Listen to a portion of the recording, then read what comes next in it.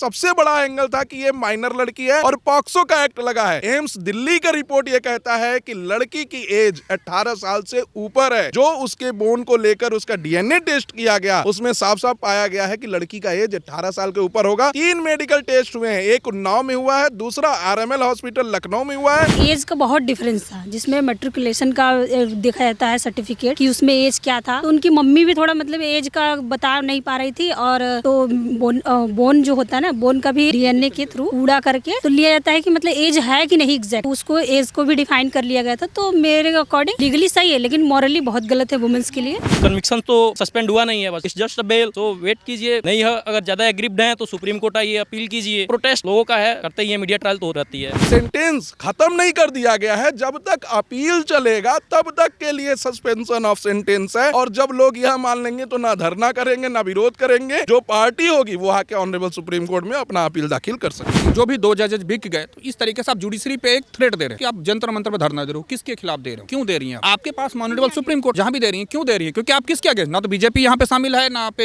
Accused है। हाँ, accused ने आपको थ्रेट किया, सारा उसकी सजा वो कर रहा है, उसके लिए proper legal form supreme court. आप सुप्रीम कोर्ट में अपील फाइल करिए। 2.5 महीने बाद इन्होंने एफआईआर दर्ज कराया और इनका कहना है एफआईआर में कि 4 तारीख को एक बार रेप इनके साथ हुआ, फिर 10 तारीख को उन्हीं के घर वालों ने बुलाया तो ये फिर चली गई, और 10 तारीख के इंसिडेंट में इन्होंने बताया कि उनके बेटे ने और उनके ड्राइवर ने इनके साथ रेप किया, जो कि मैं मानता हूं कि लीगली वैलिड नहीं है। किसी भी महिला के साथ जब रेप होता है तो रेप सिर्फ शरीर के साथ नहीं होता, उसकी कॉन्शियसनेस के साथ भी होता है। लीगली इसमें अगर देखा जाए तो ऑनरेबल हाई कोर्ट ने बहुत ही हाइपर टेक्निकल ग्राउंड पे इस केस को जो है डिसाइड किया है। वो कहते हैं कि सेक्शन 21 आईपीसी में एमएलए पब्लिक सर्वेंट नहीं है, जबकि PV Narasimha Rao virgin of India 1992 में सुप्रीम कोर्ट ने क्लियर कर दिया है कि एमएलए और एमपी भी लायबल ठहराए जा सकते हैं। और इस केस में अगर आप देखें तो वो विधायक थे उन्नाव के, उनके जुरिडिक्शन में चीजें हुई। जिस समय और जिस जगह की बात पीड़िता ने की है कि इस समय हमारे पास यहाँ पे रेप हुआ, वो सीडीआर लोकेशन एक्यूज्ड के सीडीआर लोकेशन से मैच नहीं कर रहा है। चौथा चीज, जो महिला इंस्पेक्टर इस केस की पूरी जांच कर रही है और लड़की पीड़िता की सीडीआर लोकेशन में यह कहा गया है कि 8 बजे से 9 बजे के करीब वो किसी से बात कर रही थी। हमें कानून में चेंजेस लाने चाहिए, क्योंकि निठारी हत्याकांड जो हुआ है वो रेयरेस्ट ऑफ द रेयर है, जहां पे बच्चियों के साथ रेप भी हुआ, उनके मांस को जलाकर लोगों ने खाया भी। पूरे मामले को सुनना चाहिए। सस्पेंशन ऑफ सेंटेंस उनका नहीं हुआ है till the decide of the appeal, यह सस्पेंड हुआ है। जिस दिन अपील डिसाइड हो जाएगा उनको जेल में जाना पड़ेगा। यह सबको समझने की जरूरत है, ना कि कहीं पे प्रदर्शन करने की जरूरत है, ना कि कहीं पर हाई कोर्ट के ऑनरेबल जजेस के ऊपर करप्शन का एलिगेशन लगाने की जरूरत है। नमस्कार, आप देख रहे हैं वो न्यूज और मैं हूं आपके साथ Yashasvi Sharma. A very convicted rapist, a very powerful rapist, a very connected rapist and a very influential rapist name called Kuldeep Singh Sengar, ex BJP MLA, जिनको हाई कोर्ट द्वारा बेल दे दी गई है। इसके बाद काफी विवाद खड़े हो गए हैं कि उन्होंने एक लड़की का रेप करा जो कि माइनर थी 2017 में। उसके बाद वो केस सालों साल चलता है। 2018 में जब वो केस सुप्रीम कोर्ट के पास, उसके बाद सुप्रीम कोर्ट से हाई कोर्ट में जब वो केस आ जाता है, उसके बाद हाई कोर्ट जो है कुलदीप सिंह सेंगर को बरी कर देती है। उसके बाद जो लगातार विपक्षी दल हैं, जो लगातार लड़की के पक्ष में है और जो लड़की का परिवार है, वो लगातार कुलदीप सिंह सेंगर को और भाजपा की पार्टी को ये कहता हुआ नजर आ रहा है कि बलात्कार पार्टी है बीजेपी। लगातार लड़कियों के हित में ये बात कभी नहीं करती है। रेपिस्टों को इन्होंने अपनी पार्टी में दे रखा है।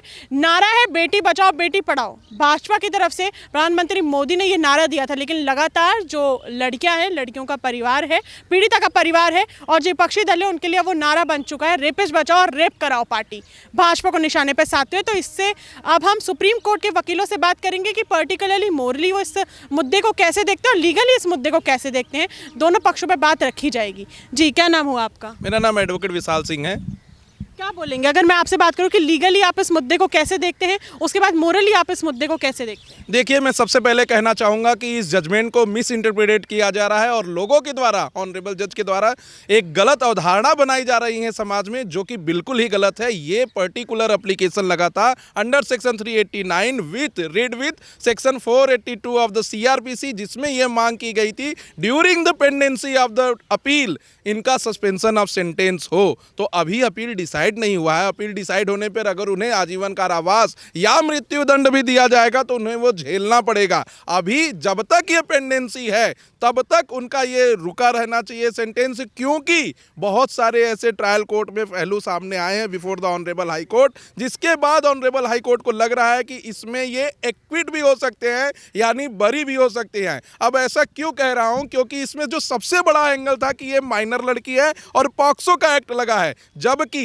एम्स दिल्ली का रिपोर्ट ये कहता है कि लड़की की एज 18 साल से ऊपर है। जो उसके बोन को लेकर उसका डीएनए टेस्ट किया गया उसमें साफ साफ पाया गया है कि लड़की का एज 18 साल के ऊपर होगा। और 3 मेडिकल टेस्ट हुए हैं, एक उन्नाव में हुआ है, दूसरा आरएमएल हॉस्पिटल लखनऊ में हुआ है।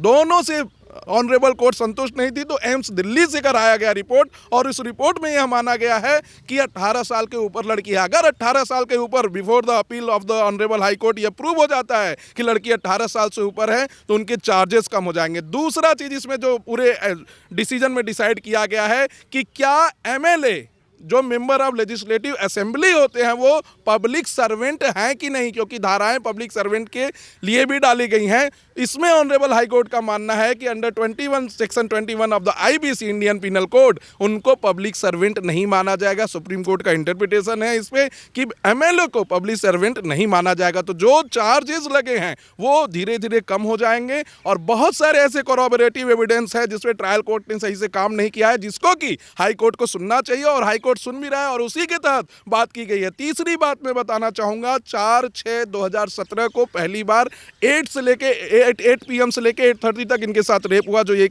बता रही हैं, जबकि सीडीआर में देखा जा सकता है। और जो महिला इंस्पेक्टर इस मामले को देख रही थी उनके बयान में भी है कि 8 से लेकर 9 तक ये फोन पे बात कर रही थी। चौथी चीज मैं इसका फ्लॉज बताना चाहता हूं कि जब इंसिडेंट हुआ है उससे 2.5 महीने बाद इन्होंने एफआईआर दर्ज कराया, और इनका कहना है एफआईआर में कि 4 तारीख को एक बार रेप इनके साथ हुआ, फिर 10 तारीख को उन्हीं के घर वालों ने बुलाया तो ये फिर चली गई, और 10 तारीख के इंसिडेंट में इन्होंने बताया कि उनके बेटे ने और उनके ड्राइवर ने इनके साथ रेप किया, जो कि मैं मानता हूं कि लीगली वैलिड नहीं है। किसी भी महिला के साथ जब रेप होता है तो रेप सिर्फ शरीर के साथ नहीं होता, उसकी कॉन्शियसनेस के साथ भी होता है, और अगर किसी के साथ फोर्सफुली विदाउट कंसेंट रेप हुआ है तो वो 10 तारीख को जाता ही नहीं। आखिर क्यों जाना पड़ा? आखिर क्यों 2.5 महीने के बाद एफआईआर आप लिखवा रही हैं? इट मे बी पॉसिबल कि लड़की के एडमिशन को एविडेंस को एडमिसिबल माना जाएगा, इट मे बी पॉसिबल कि लड़की के स्टेटमेंट को वैलिड भी माना जाना चाहिए, लेकिन फ्लॉज हैं जिस पे ऑनरेबल हाई कोर्ट की डिवीजन बेंच सुन रही है, और मुझे लगता है कि बहुत ही रीजनड ऑर्डर है। ऑनरेबल जज के ऊपर आरोप लगाना बहुत ही गलत है, और ये कहीं ना कहीं कंटेम्प्ट ऑफ कोर्ट की श्रेणी में आता है। अगर ऑनरेबल जज ने कॉग्निजेंस ले लिया तो उन्हें जेल भी जाना पड़ेगा। अगर आपको किसी जजमेंट से आहत हुई हैं या कोई बात है तो उसके लिए ऑनरेबल सुप्रीम कोर्ट बैठा है, वहाँ पे आप अपील करिए, वहाँ पे आप एसएलपी फाइल करिए, लेकिन किसी जज के ऊपर ये आरोप लगा देना कि उन्होंने पैसा लिया है या किसी के फेवर में दिया, ये बहुत ही गलत है। और जो जज उसमें है वो बहुत ही अच्छे जज हैं, उन्होंने पूरी चीज़ों को कम से कम 25 पॉइंट ऐसे बने हैं जो फ्लॉज है पूरे इन्वेस्टिगेशन में, जिसको कि सुनने की बात की जा रही है। तो मेरा मानना है कि लोगों को पहले समझना चाहिए कि ये उनका सेंटेंस खत्म नहीं कर दिया गया है, जब तक अपील चलेगा तब तक के लिए सस्पेंशन ऑफ सेंटेंस है, और जब लोग यह मान लेंगे तो ना धरना करेंगे ना विरोध करेंगे, जो पार्टी होगी वो आके ऑनरेबल सुप्रीम कोर्ट में अपना अपील दाखिल कर सकती है। जो बयान पीड़ित और पीड़िता के परिवार से आ रहे हैं, उन्होंने बोला कि जब उस लड़की के साथ दुष्कर्म करा गया तो कुलदीप सिंह सेंगर ने उसको धमकी दी कि अगर तुम बाहर जाके ये बात किसी को भी बताओगी तो तुम्हारे परिवार को हम जान से मार देंगे। उसके बाद ही वो लड़की घर जाती है, अपने परिवार वालों को बताती है, पुलिस स्टेशन जाती है, लेकिन पुलिस एफआईआर नहीं लिखती। उसके बाद जब लड़की 1-1.5 महीने के लिए गायब हो जाती है, पुलिस ढूंढ के लाती है तो वो डर के मारे कुलदीप सिंह सेंगर का नाम नहीं लेती है। उसके बाद अचानक से कुलदीप सिंह सेंगर के जो छोटे भाई है वो आते हैं, उसके पिता को मारते पीटते हैं। पुलिस उसके भाई को गिरफ्तार करने की बजाय, जो कुलदीप सिंह सेंगर के छोटे भाई हैं उनको गिरफ्तार नहीं, उनके जो पिता है कस्टडी में ले जाते हैं, और कस्टडी में उसके पिता की मौत हो जाती है। पोस्टमार्टम जब होता है उसके पिता की बॉडी का तो 20 से अधिक ज़्यादा घाव नजर आते हैं। तो सवाल तमाम खड़े करते हैं कि घाव कैसे आए। जब लड़की खुद एफआईआर दर्ज कराने गई अपने परिवार वालों के साथ तो एफआईआर दर्ज नहीं करी गई। उसके बाद जब कोर्ट कोर्ट में वो और उसके जो रिलेटिव्स हैं जब जाते हैं हियरिंग के लिए तो एक ट्रक से एक्सीडेंट करवा दिया जाता है और जो ट्रक है उसकी नेम प्लेट काली होती है और कनेक्शन में ये पाया जाता है कि ट्रक का जो ड्राइवर है वो कुलदीप सिंह सेंगर से लिंक है। तो कहीं ना कहीं ये तमाम सवाल भी खड़े करते हैं जो हमारा संविधान है उसकी तरफ, जो हमारा कोर्ट है और जो पावरफुल एमएलए है उसकी तरफ भी जो सवाल है। जी जरूर खड़े करते हैं और खड़े होने भी चाहिए। अगर हमारे कानून में कोई भी ऐसी फ्लॉज हैं जिसकी वजह से किसी एक्यूज्ड को ऐसी रिलैक्सेशन मिल जाता है तो खड़े होने चाहिए, लेकिन पर्टिकुलर जज के ऊपर ये आरोप लगा देना कि पैसा लेकर उन्होंने ये जजमेंट लिखा, ये गलत है। अभी मैं बताऊं 1992 में गाजियाबाद के अंदर एक बम ब्लास्ट होता है बस में और उसमें 48 से ज्यादा लोगों की मृत्यु होती है। इसी महीने इलाहाबाद हाई कोर्ट ने उस जो एक्यूज था उसको एक्विट किया है, उसको छोड़ दिया है। उसके बारे में कहीं चर्चा नहीं हो रही है। आखिर उन्होंने भी तो गलत किया था, 50 लोगों को मार दिया था। तो चर्चाएं और कमी हमारे कानून में है और इन चर्चाओं और कमी को होना चाहिए, लेकिन पर्टिकुलर जज को बोलना, पर्टिकुलर स्पेसिफिक एप्लीकेशन में यह दिया गया है कि during the pendency of the appeal suspension हो सकता है। 8 साल उन्होंने ऑलरेडी जेल में बिता लिए हैं। हो सकता है कि जब पूरा ट्रायल चले और ट्रायल चलने के बाद सारी चीजें झूठी निकले तो उन्हें एक्विट करना पड़े। तो क्या किसी ऐसे व्यक्ति को जिसके ऊपर एफआईआर दर्ज करा दिया गया है उसको आजीवन आप जेल में डाल देंगे इसलिए कि अभी उसका ट्रायल चल रहा है, अपील चल रहा है? ऐसा नहीं होना चाहिए। भारत के अंदर एनसीआरबी की डाटा है और ऑनरेबल सुप्रीम कोर्ट की डाटा है, कम से कम 75% ऐसे लोग अभी जेल में हैं जिनके ऊपर कोई चार्ज ही नहीं बनता। अभी पिछले ही महीने ऑनरेबल सुप्रीम कोर्ट ने एक व्यक्ति को 2.5 लाख रुपए दिया सिर्फ इसलिए क्योंकि वो 20 साल से जेल में था और उसके ऊपर जो जुर्म लगाए गए थे वो जुर्म प्रूव नहीं हो पाया। तो क्या जब तक प्रूव ना हो जुर्म तब तक उस आदमी को आप जेल में रखेंगे इसलिए? और उस जजमेंट में कई चीजें स्पेसिफिक है। पहला, जो सेंगर साहब हैं वो कहीं से भी सॉरी मैं साहब नहीं कहूँगा, जो एक्यूज्ड हैं वो कहीं से भी दिल्ली से बाहर नहीं जा सकते, 5 किलोमीटर की रेडियस में नहीं जा सकते उस लड़की के। तीसरा चीज़ है कि हर मंडे को पुलिस थाने जाके उनको साइन करना पड़ेगा और कहीं ना कहीं उनको यहाँ प्रूव करना पड़ेगा कि वो यहीं है। आगे चलेगी अपील, अगर उनको फांसी होता है तो फांसी पे भी चढ़ना पड़ेगा, अगर लाइफ इम्प्रिजमेंट होता है तो लाइफ इम्प्रिजमेंट को भी झेलना पड़ेगा। मैं उनका कहीं से भी बचाव नहीं कर रहा हूँ, लेकिन जो क्रिमिनल प्रोसीजर है जिसपे आप कॉन्स्टिट्यूशन की धाराओं को, संसद के पार्लियामेंट के कानूनों को मानकर चलते हैं, उन पे हमें विश्वास करना चाहिए। हमारे ऑनरेबल जजेस पे विश्वास करना चाहिए और सिर्फ पॉइंट नहीं खड़ा कर देना चाहिए। लोगों को यह समझना चाहिए कि उनके जो ट्रायल कोर्ट 30,000 इन्वेस्ट ने उनको लाइफ इम्प्रिजमेंट दिया है उससे उनके कहीं से भी बचा ही नहीं है। टिल द अपील ये डिसीजन माना गया। अगर कोई आहत है तो सुप्रीम कोर्ट आ सकता है। आप इस मामले पे क्या सोचते हैं, मोरली और लीगली आपका क्या? मैम लीगली इसमें अगर देखा जाए तो ऑनरेबल हाई कोर्ट ने बहुत ही हाइपर टेक्निकल ग्राउंड पे इस केस को जो है डिसाइड किया है। वो कहते हैं कि सेक्शन 21 आईपीसी में एमएलए पब्लिक सर्वेंट नहीं है, जबकि PV Narasimha Rao virgin of India 1992 में सुप्रीम कोर्ट ने क्लियर कर दिया है कि एमएलए और एमपी भी लायबल ठहराए जा सकते हैं। और इस केस में अगर आप देखें तो वो विधायक थे उन्नाव के, उनके जुरिडिक्शन में चीज़ें हुई, लड़की थी, अब एज जुवेनालिटी की हमारे साथी वकील साहब कह रहे हैं, बहुत सारी चीज़ें कह रहे हैं, कई चीज़ों पर सहमत हूँ, कई पे मैं बिल्कुल असहमत हूँ। आप पहली बात जो क्रिमिनल लॉ सिस्टम इंडिया का है वो है कि बियॉन्ड रीजनेबल डाउट आपको प्रूव करना, प्रोसिक्यूशन को प्रूव करना। प्रोसिक्यूशन ने उन्नाव में केस किया, वहाँ पे इतने इनके ऊपर खतरे हुए, इनको थ्रेट दिया गया कि ऑनरेबल सुप्रीम कोर्ट ने क्रिमिनल ट्रायल ट्रांसफर किया 30,000 कोर्ट में। 30,000 कोर्ट में पूरी एविडेंस हुआ, सारी चीज़ें इनको रिकॉर्ड पे ली गई, फिर उनको आजीवन कारावास की सजा दी गई है। इनको बस सिर्फ अभी जो आए हुए हैं अपील में गए 2019 में 20 में इनकी अपील एडमिट हुई, तब से चल रही थी चीज़ें। इनको टेक्निकल ग्राउंड पे ये दिया गया है कि till pendency of the appeal आप ये बाहर रह सकते हैं। ध्यान रहे यहाँ पे पीड़िता का गैंगरेप ही हुआ है, पीड़िता के साथ इन्होंने, जब वो तो नाबालिग थी, नाबालिग के उस पर भी हम आएंगे अभी इस चीज़ को लेकर के। और उसके फादर साहब कस्टडी में लिया गया और कस्टोडियल डेथ हो गई, एक तरीके जुडिशल कस्टोडियल डोते जेल में थे और वहाँ मारे गए। इसकी जो मतलब मौसी थी, चाची दोनों चाची को 11 बार पलटा गया ट्रक को। इस बात को विक्टिम प्रोटेक्शन को लेकर के भी सुप्रीम कोर्ट महेंद्र चावला वर्ष 2018 में विक्टिम प्रोटेक्शन कहा कि जो भी विक्टिम हैं, जो वनरेबल विक्टिम है, जिनको थ्रेट है ट्रायल से, उनकी प्रोटेक्शन की बात कही गई। यहाँ पे प्रशासन भी मिला हुआ, उन्नाव प्रशासन। और लड़की का कल भी मैं एक बार बयान देख रहा था किसी और चैनल पे, और जो अपनी आप बीती वो बता रही थी, जिससे साबित। और एक केस और मैं आपके चैनल के माध्यम से कहना हूँ, Zahira Habibullah Sheikh versus state of Gujarat 2004 में कहा गया कि फेयर और रिजनेबल टाइम से होना चाहिए।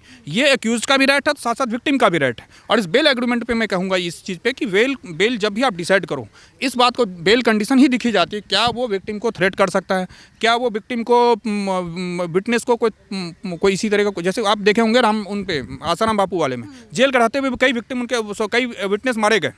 इसीलिए महेंद्र चावला उसी केस का जजमेंट है ये। इस वाले में भी यही हो रहा है कि कोई लॉयर मारे जा रहे हैं, कोई पत्रकार मारे जा रहे हैं। पत्रकार को भी 80 दिन उस पर गैंगस्टर एक्ट लगाया गया था, 80 दिन बेचारा वो जेल में था। उस पत्रकार की क्या गलती? अभी एक पत्रकार हैं, मैं आपके चैनल आप ही कर रहे हो, अब आपको किसी इम्प्लीकेट कर दिया जाए। तो मेरा ये मानना है कि पॉलिटिकल उसमें दबाव में था ये केस, और 30 जारी कोर्ट ने बहुत रीजनड ऑर्डर दिया था। और मैं पूरे दावे के साथ कह सकता हूँ कि जो लीगली है, डिले ऑफ सेक्सुअल ऑफेंसेज में डिले ऑफ एफआईआर नहीं मानी जाती है। हो सकता है क्योंकि जो बौद्धिस्ट गौतम वर्सेस सुब्रा चक्रवर्ती 1996 का जजमेंट है, या state of Punjab versus Gurmeet Singh में कहा गया है कि जो रेप होता है वो सिर्फ महिला का अपराध नहीं, उसकी पूरी चस्टिटी और उसके पूरे साइकोलॉजिकल तोड़ देता है। तो हो सकता है वो बाद में कही गई हूँ। अब ये कहना है कि वो बाद में गई थी सीडीआर आना, तो ये मैटर ऑफ अपील है, आने दीजिए। क्योंकि सारी एविडेंस को स्क्रूटनी किया गया था 30 जारी कोर्ट में, वहाँ से इनको लाइफ इम्प्रिजनमेंट मिली है। अभी सिर्फ इनको जो टेक्निकल को मैं इसलिए कह रहा हूँ कि सिर्फ इनको जब तक ये अपील डिसाइड होनी है तब तक के लिए दिया गया है छूट की आप बात पर। अच्छा, एक और चीज़, इन अभी भी जेल में रहेंगे इनके लड़की की जो पीड़िता है, चूँकि विटनेस प्रोटेक्शन स्कीम में ये भी है कि इनका नाम नहीं ले सकता, पीड़िता मैं बोलूँगा, पीड़िता उनके फादर के भी रेप मर्डर केस में ही अंदर है, उनको वहाँ भी बेल करानी होगी। तो और अभी ये पीड़िता, जैसा कि अभी देखने में आ रहा है कि वो सुप्रीम कोर्ट आ रही है, तो ऑनरेबल सुप्रीम कोर्ट को चाहिए होगा और करना चाहिए, मुझे उम्मीद है कि इनको रिवर्स करके उसके पीड़िता के राइट्स को प्रिजर्व करेंगे। आप लॉयर भी हैं, साथ में एक महिला भी हैं, आप इस केस को कैसे देखती हैं, पूरे मामले को? अब मेरा पर्सपेक्टिव यही कहता है कि मॉरली देखा जाए तो वुमेंस के लिए बहुत ही गलत है ये।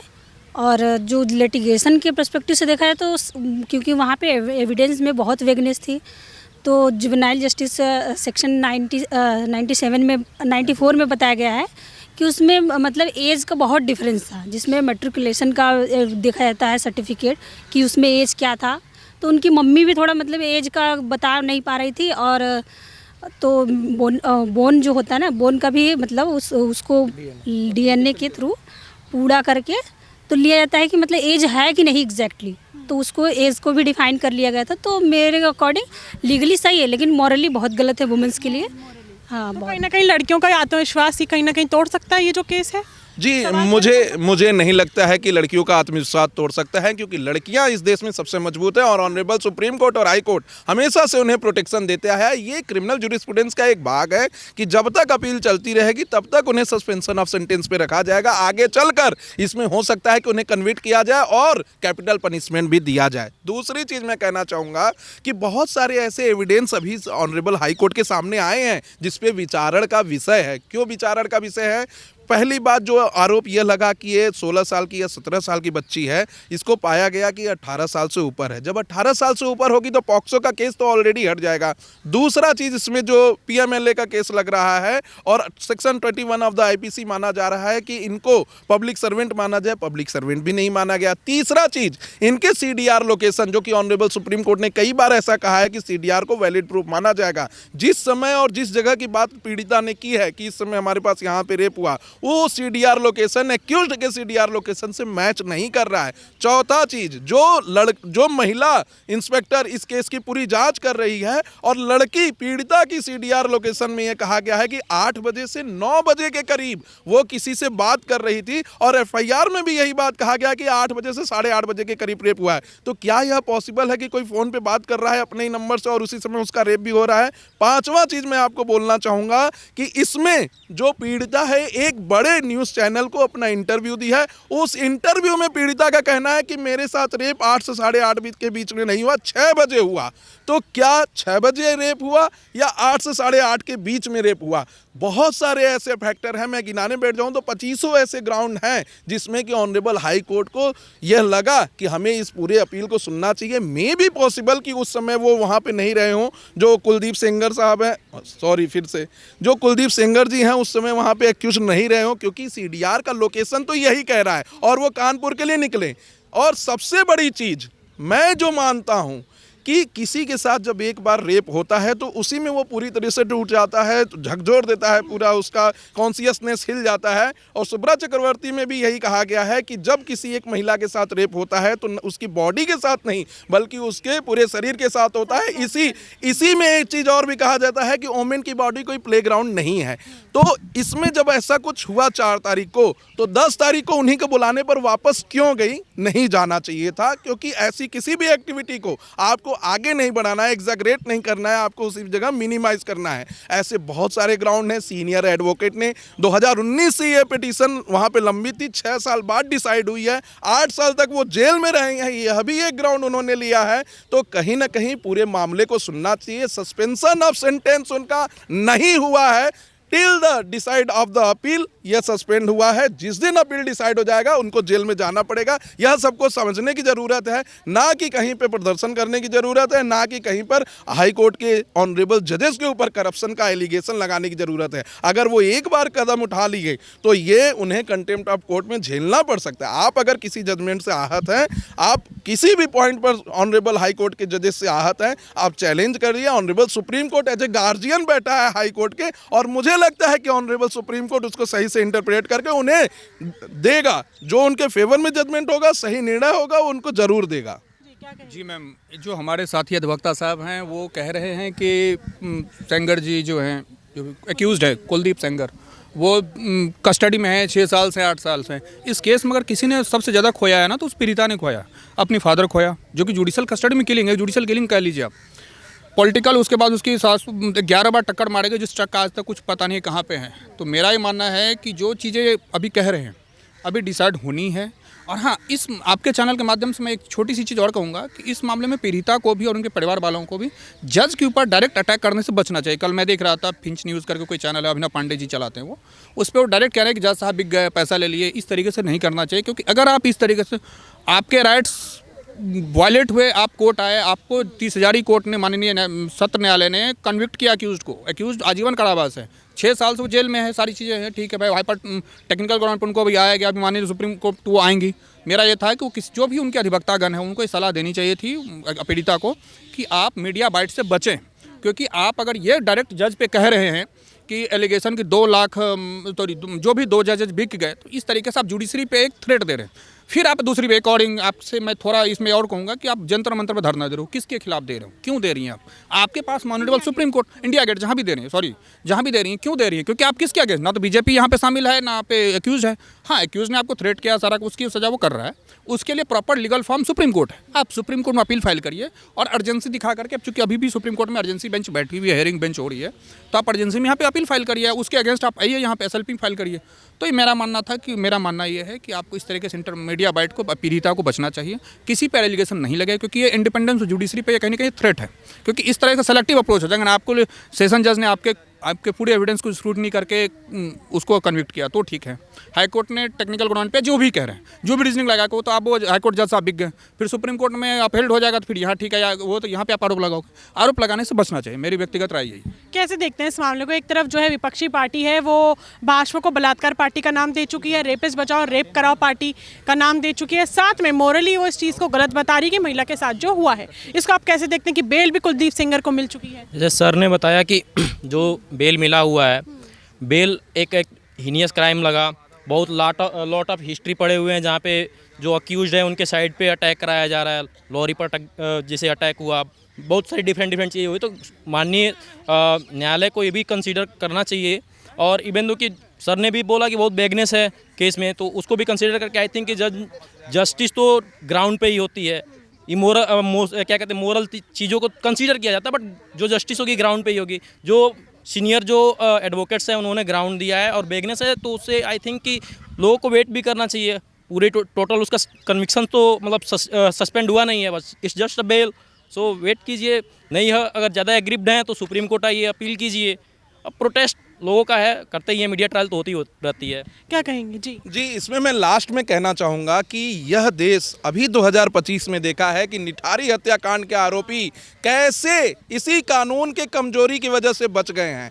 तो मुझे लगता है कि क्या हुआ है क्या नहीं हुआ है उससे ऊपर उठकर हमें कानून में चेंजेस लाने चाहिए, क्योंकि निठारी हत्याकांड जो हुआ है वो रेयरेस्ट ऑफ द रेयर है, जहाँ पे बच्चियों के साथ रेप भी हुआ, उनके मांस को जलाकर लोगों ने खाया भी। तो कहीं ना कहीं मुझे ये मानना है कि कानून में कमी है, कानून में कमी है, कानून में मजबूती लानी चाहिए। लेकिन जो क्रिमिनल ज्यूरिस्प्रूडेंस है कोर्ट उसी पे चलेगी। इसमें किसी को बरी किया जा सकता है सबूतों के अभाव में, और किसी को सस्पेंशन ऑफ सेंटेंस का लाभ मिल सकता है सबूतों के अभाव में। तो हमें चाहिए कि मजबूत सबूत प्रस्तुत करें, ना कि किसी पर्टिकुलर जज के ऊपर ऐसे आरोप लगाए, क्योंकि वो वहीं से काम करते हैं जो कानून में दिया गया है। हमें संसद के लिए आवाज उठानी चाहिए, पार्लियामेंट के लिए आवाज उठानी चाहिए, किसी जज के ऊपर हाथ उंगली नहीं उठानी चाहिए। चलिए, इस मुद्दे को आप कैसे देखते हैं, पूरे मामले को मोरली और लीगली, और जो हाईकोर्ट द्वारा फैसला लिया गया है कुलदीप सिंह सेंगर को लेकर, आप उससे कितना सहमत हैं? और पीड़िता का परिवार जो बयान दे रहा है और तमाम सबूत दिखा रहा है, उस पर आप क्या कहेंगे? अगली बार फिर मिलूंगी आपसे, तब तक के लिए बने रहिए वो न्यूज़ के साथ। मैं यशस्वी शर्मा, धन्यवाद।